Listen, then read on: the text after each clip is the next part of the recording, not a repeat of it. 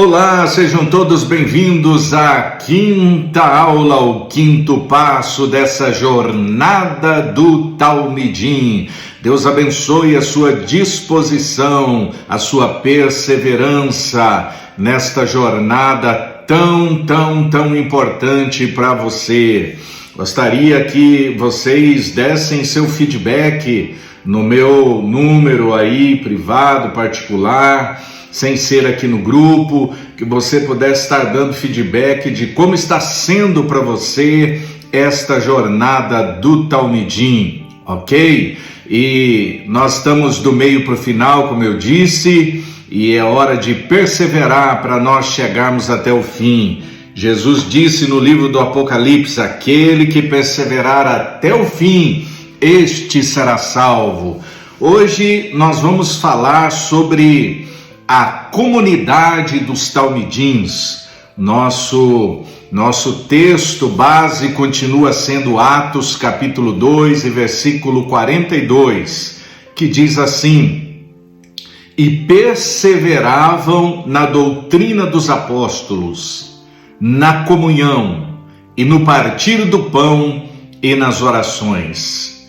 Atos dos Apóstolos conta como foi o início da igreja cristã, a chamada igreja primitiva. Como é que eles viviam, como é que eles se tratavam, como é que funcionava, porque essa igreja primitiva, ela estava ainda bem próxima de Jesus quando nasceu. Lógico, ele não estava mais aqui, ele já tinha sido elevado aos céus, mas ainda estavam os apóstolos, aqueles que andaram de perto com ele, não é? E os primeiros cristãos, eles contavam. Então ali diz que eles perseveravam, não desistiam, não paravam em 4 coisas na doutrina dos apóstolos. Tudo que os apóstolos que andaram com Jesus ensinava, eles perseveravam nessa doutrina. Perseveravam também na comunhão, que vai ser o nosso tema de hoje. Eles não deixavam de se reunir. E no partir do pão, ou seja, a mesa, se alimentando junto. Para o judeu, o sentar à mesa é um sinal de aliança entre as pessoas. É mais do que comer, do que sentar para comer. Hoje a gente vai nos restaurantes, a gente senta com as pessoas que a gente nem conhece às vezes, mas naquela época, alguém sentar à mesa para compartilhar uma refeição era um sinal de amizade, de aliança, de andar juntos. Então eles perseveravam no partir do pão, nas refeições, e acima de tudo perseveravam nas orações, oravam juntos no templo e oravam nas casas, nos GVs, nos grupos de vida. A vida cristã não é para ser vivida sozinho, mas em comunidade. Nós vemos que o DNA da igreja, os primeiros talmidins, eles viviam em comunidade, viveram com o próprio Jesus em comunidade, andavam com ele, montavam acampamento juntos, viviam juntos. Então, cristianismo não é para viver sozinho e no isolamento. Jesus, ele formou um grupo de discípulos, como eu disse, que andavam juntos, aprendiam juntos e, acima de tudo, serviam uns aos outros. Essa parte é muito importante. Serviam uns aos outros. Por quê? Porque o discipulado, ele é sempre feito através de relacionamentos e em comunidade. Porque é no relacionamento do dia a dia, é estando em comunidade, que a gente vai conhecendo uns aos outros. E o livro de Provérbios diz que o ferro se afia com ferro. E no conviver juntos, nós vamos nos aprimorando, melhorando.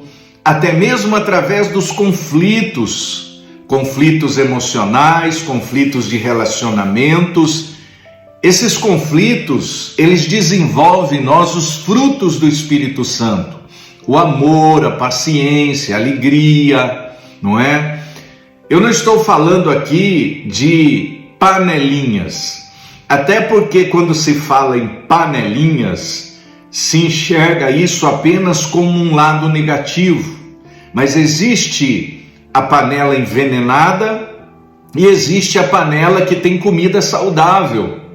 Então, quando se fala em panelas, em um caldeirão, pode ser de coisas boas também, mas como o inimigo gosta de deturpar tudo, o fato de panelinha soa como algo negativo, e nem sempre é negativo. Então, o discipulado, ele é relacional. Não existe discipulado sem relacionamento. Hoje em dia, a gente usa os meios de tecnologia, como WhatsApp, Zoom, YouTube, vídeo, não é? Mas nada disso substitui o relacionamento pessoal num discipulado, onde você vai andar com o mestre, onde você vai caminhar com ele, conversar com ele, vê-lo, ser visto por ele. Nos dias de hoje, eu me lembro que quando formei os primeiros discípulos da Provisão, né, eu os colocava no meu carro, eu viajava muito, ia fazer conferências em todos os estados e a maioria deles ia comigo. Então eram viagens de 10 horas, 12 horas, depois ficar 4 dias num local juntos, né, eu os conhecendo, eles me conhecendo, não é? A gente fazendo a obra junto, eles me vendo fazer a obra, não é? Então isto é um verdadeiro discipulado relacional. Discipulado, a gente usa apostila, mas eu não vejo que isso seja um tipo raiz de discipulado, não é? Porque ler uma apostila, ler uma aula é muito bom, te traz informação, mas a formação vem de você ser e caminhar ao lado de um cristão que você admira, que você respeita, que você almeja ter as qualidades que esse mestre, que esse líder tem. Então, quem achou um discipulador, achou um tesouro, né? Nós precisamos sempre dar graças pelos discipuladores que Deus provê para a nossa vida e aproveitar. Por quê? Porque o discípulo, ele precisa ter sede, ter vontade, ter criatividade, né? Querer andar junto, perguntar, ser curioso, não é? Isso é um discipulado. Então, uma árvore frutífera sozinha no campo, ela é frágil contra ventos, tempestades, mas num pomar, protegida por outras árvores, ela cresce mais forte e dá mais frutos. Nós não podemos ser o cavaleiro solitário.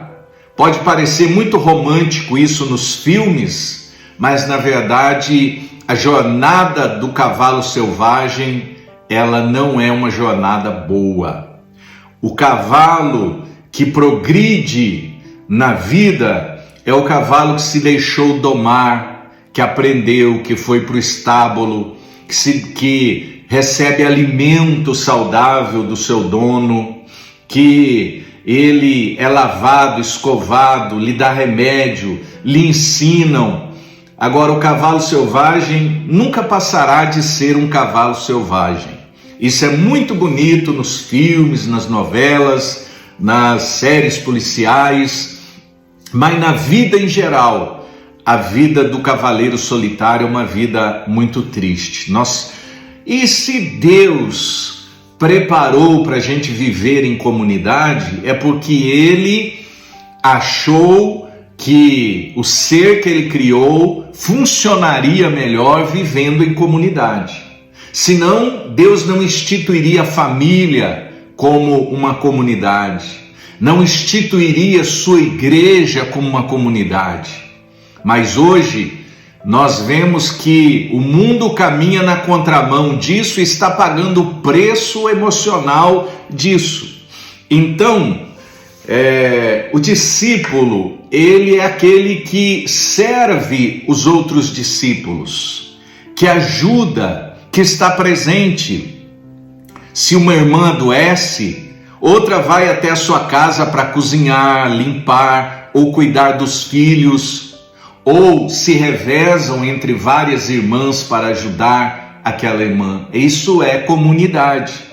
Se alguém precisa se mudar, os irmãos se reúnem para carregar caixas e ajudar no transporte.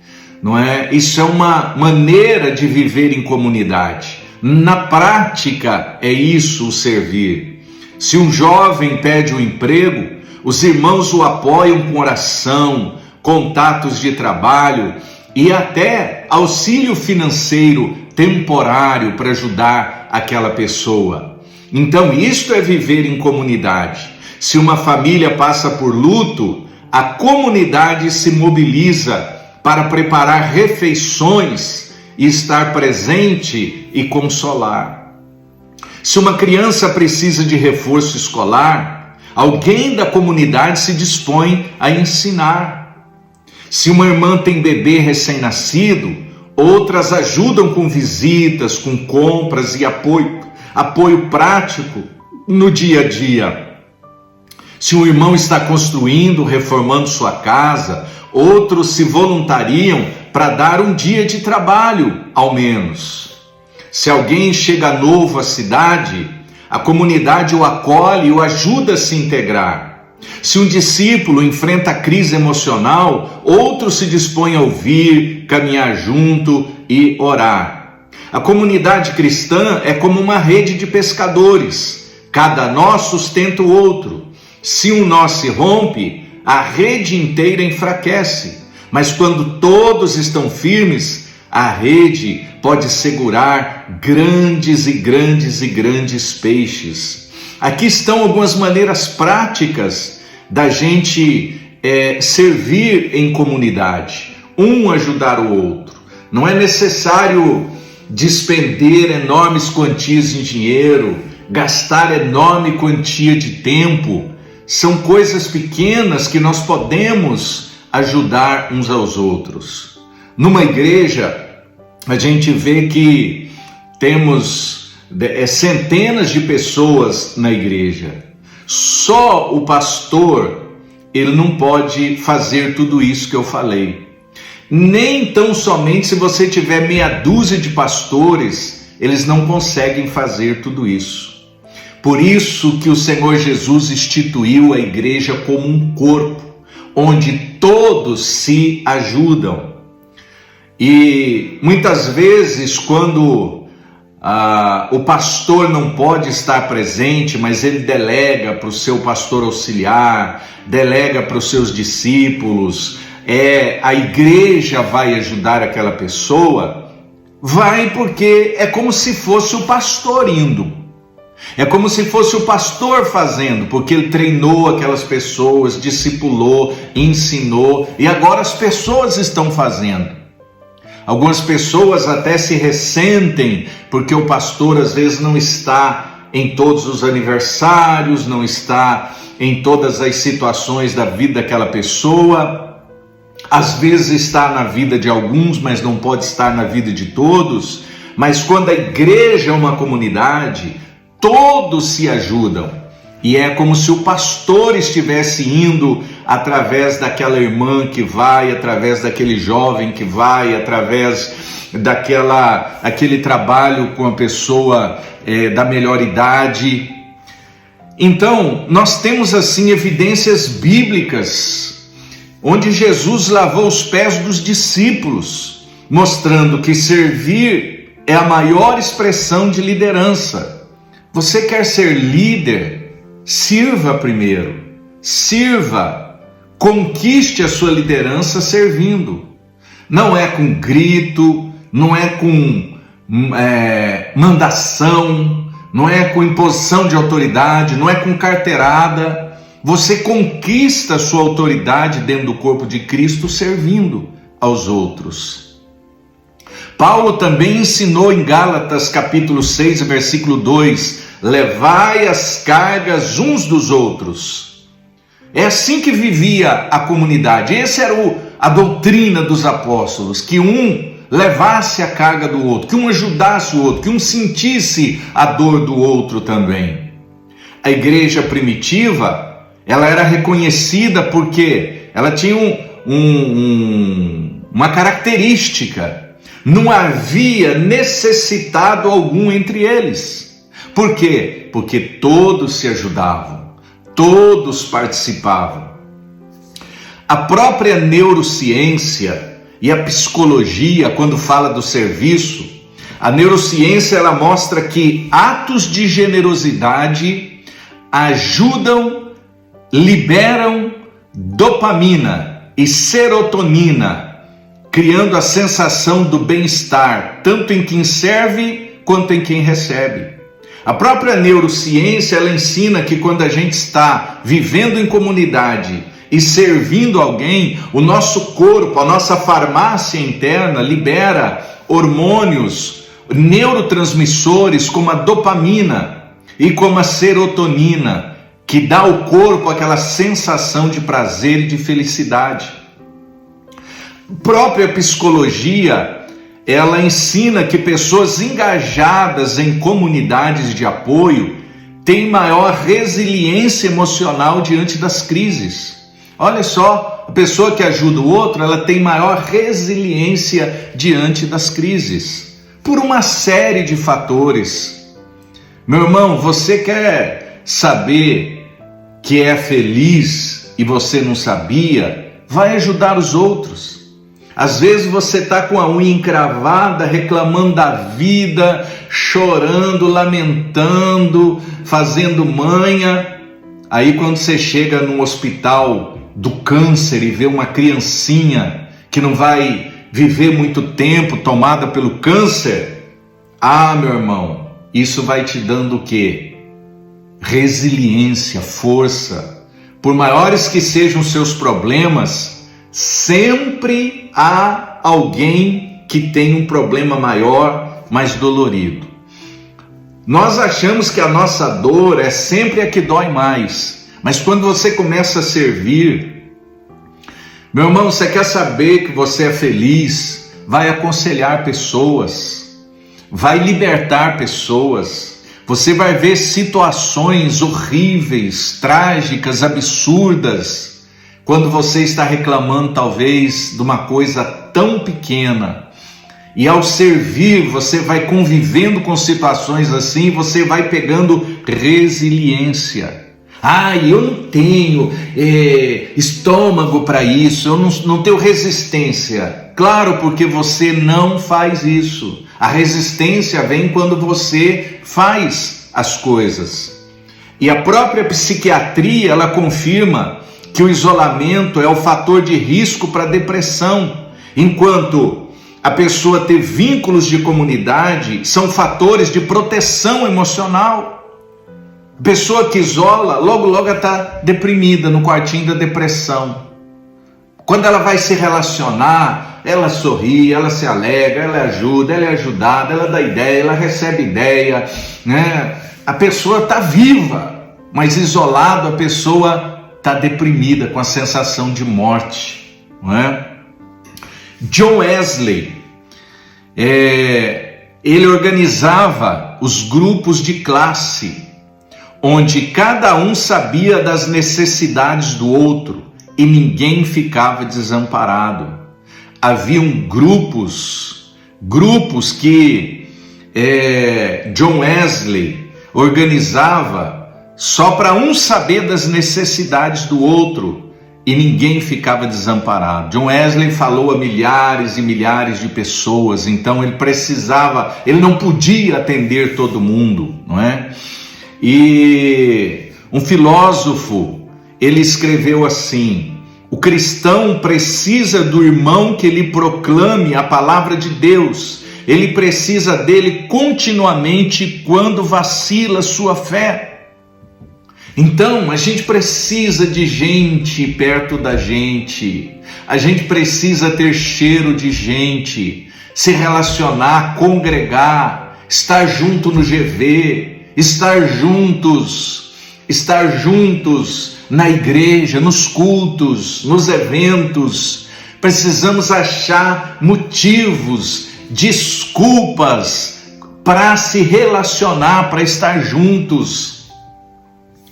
Então, viver de forma intencional na comunidade, procurar oportunidades de ajudar, é eu levantar dizendo o que eu vou poder ser útil. Quando eu ouço sobre uma necessidade, eu pergunto: como que eu posso ajudar?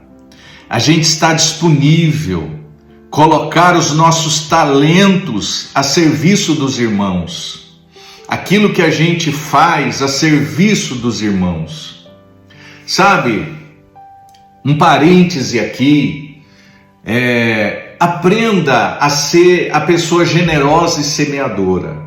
Às vezes na comunidade nós queremos colocar ali a nossa profissão, cobrar preços altíssimos pelo nosso serviço e aproveitar para ganhar nas situações dos irmãos. Não, vou estar na igreja porque ali eu vou poder vender o meu peixe e isso e aquilo.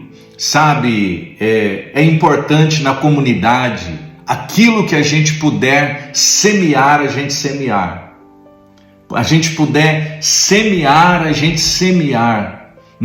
Lá fora, durante 6 dias da semana, a gente ganha com a nossa profissão. Mas na comunidade, nós servimos com os nossos dons, com os nossos talentos. Nós não olhamos para o irmão, não olhamos para a igreja de Cristo, a noiva de Cristo, com um cifrão no olho. Mas nós olhamos pensando em servir, em ser voluntário. É assim que precisa ser no reino de Deus. Não é quanto eu vou ganhar, mas é quanto eu vou poder ser útil e servir com os meus dons e com os meus talentos. Então, nós precisamos construir cultura de cuidado, não é? Nós temos que ter essa cultura na nossa vida de cuidar, de ajudar. Se você fala assim: Cristiano, isso é fácil de fazer? Não é fácil. Não é fácil de fazer, por isso que precisa se criar uma cultura de servir, de ajudar. Porque primeiro temos nossas limitações, a preguiça, o cansaço, o estresse, a falta de tempo e um monte de coisa. Em muitos casos a gente vai encontrar pessoas que querem abusar desse ato de servir da comunidade, da igreja, dos irmãos. Para isso a gente precisa buscar discernimento até para ajudar as pessoas. Não podemos usar isso como uma desculpa: não vou ajudar porque o fulano quer aproveitar, né? Mas também há aqueles que Deus nos livre, que querem explorar os irmãos, que querem aproveitar dos irmãos. Então a gente tem que ter muita sabedoria. Por isso temos discipuladores, mestres que vão nos orientar em situações, não é? Então, se tem gente que tem aquele afã de ajudar, pode-se introduzir pessoas que são aproveitadoras. Então, temos também critérios para tratar esses casos, não é? Não é a pessoa jogar a criança com a água, né? Não vou mais ajudar ninguém, porque todo mundo é aproveitador, é isso, é aquilo. Não podemos agir dessa maneira. E uma outra coisa que eu quero, talvez fruto até de uma outra aula, é a gente fazer com excelência. Porque eu estou fazendo um serviço voluntário, porque eu vou ajudar, eu vou fazer minha boca, vou fazer de qualquer jeito. Deus está vendo. Deus está vendo. Você precisa ser uma pessoa que, ganhando ou não ganhando, você faça realmente tudo com excelência, tá certo? E vamos criar essa cultura do cuidado. E ser discípulo é também ser parte de uma comunidade viva. Meu irmão, minha irmã, isso a gente não cria do dia para a noite. Porque nós nascemos muito egoístas. Nós já nascemos falando assim, me dá, me dá, me dá, me dá, me dá e me dá. O bebê já chora, ele não sabe falar, mas ele chora. Se a gente traduzisse o choro do bebê, ia dizer o quê? Mamá, mamá, me dá mamãe, me dá mamãe. A criança, ela já nasce sugando literalmente a sua mãe. Aí a criança vai crescendo, vai crescendo, vai crescendo, e aí ela arruma brinquedinhos. Uns podem ter mais, outros ter menos, mas todos têm lá seus brinquedinhos. Aí chega uma outra criança, um coleguinha, fala assim, ai, deixa eu pegar esse brinquedinho. Não, não, não, não, isso é meu, é meu, é meu. Meu, olha aí, meu, né? Então a criança está ali, ela já é dona daquilo, é dela. Um dia, um irmão estava orando, ensinando seu filho a orar, pedindo a Deus uma bicicleta. Então vamos lá, meu filho, vamos orar, papai. Papai do céu, me dá uma bicicleta, porque se o Senhor me der uma bicicleta, eu vou também compartilhar com meus amiguinhos para eles andarem. Ah, não, isso não. Então, nós somos pessoas que, desde pequenos, somos treinados pela vida para ser egoístas. Já nascemos egoístas, só pensando em nós. Quem aqui já brincou de peão? Né? Não se brinca mais de peão, mas quem brincava de peão? Qual que era a essência da brincadeira do peão? Era estourar o peão do outro. Quem já jogou burquinha, bolinha? Qual que era a essência? Tomar todas as bolinhas do outro. Começava a jogar e já brilhava o olho, vou tomar todas as suas bolinhas. Quem já bateu bafo, já jogou figurinha aqui? Qual era o espírito da figurinha? É eu tomar todas as tuas figurinhas. Quem já soltou pipa, papagaio, quadrado? Eu até acho que quando o menino está ali soltando papagaio, entra alguma coisa esquisita no menino que ele é capaz de sair correndo, atravessar a BR, entrar na frente de carreta, se matar para pegar um papagaio. E qual que é a essência de a pessoa empinar a pipa?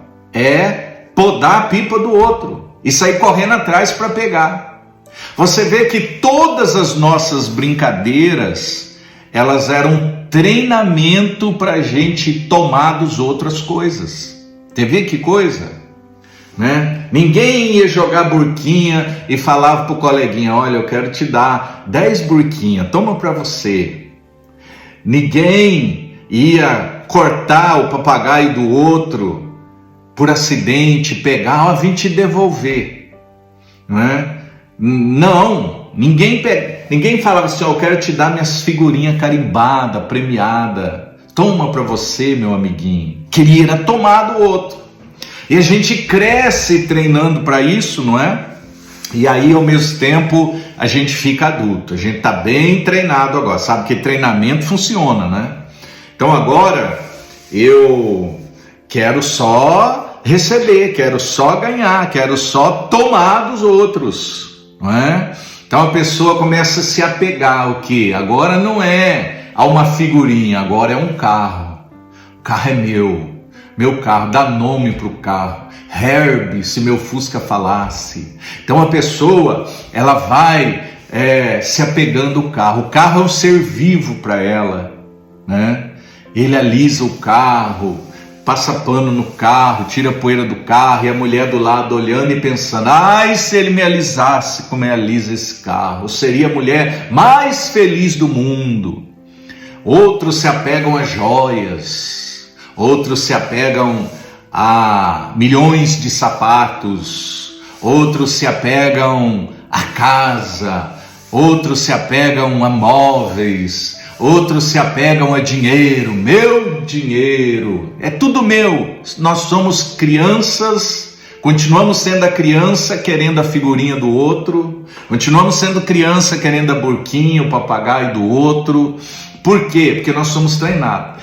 Aí um dia, por acaso, porque disseram pra gente que na igreja Jesus dava figurinha, Jesus dava burquinha, Jesus dava papagaio para os outros, nós fomos para a igreja. E se convertemos, né? Vamos falar, nos convertemos. E aí nós levamos uma invertida daquelas boas, porque quando a gente se batizou, se converteu, lá veio Jesus falando: dai e ser-vos-á dado, boa medida, recalcada, sacudida e transbordante. Aí a pessoa pensa: mas eu vim para receber burquinha, eu vim para ganhar um carrinho, eu vim para ter minha casinha, eu vim para ter minha saúde, eu vim para ter felicidade, eu vim para continuar recebendo, porque mamãe me dava mamar, papai me dava brinquedo, eu aprendi a tomar figurinha dos outros, e Jesus vem na contramão e diz: quebra essa cultura, para com isso, agora você vai dar, dá e ser-vos-á dado, dá amor, dá figurinha, dá burquinha, dá, fala pro jovem rico, dá tudo, e o jovem rico se manda. Você entendeu? Nós estamos no reino de Deus aqui, a gente tem que dar. E quanto mais a gente dá, mais Deus nos dá. Quanto mais a gente dá, mais Deus nos dá. Quanto mais a gente dá, Deus nos dá. E quando fala do dízimo, então? Meu Deus, é que tirar dízimo. E oferta, então? Não! Por quê? Porque a criança dentro de nós ainda diz: é meu, é meu, é meu. Fala pro coleguinha: é meu, é meu, é meu. E a gente vive uma vida egoísta, uma vida egocêntrica, uma vida que desagrada a Deus, uma vida que não se parece com a vida de cristão. Então o talmidim, ele é um servo. O talmidim serve, o talmidim procura repartir suas figurinhas, suas burquinhas, seus papagaios, seus brinquedinhos. Ele agora reparte até o leitinho da mamãe.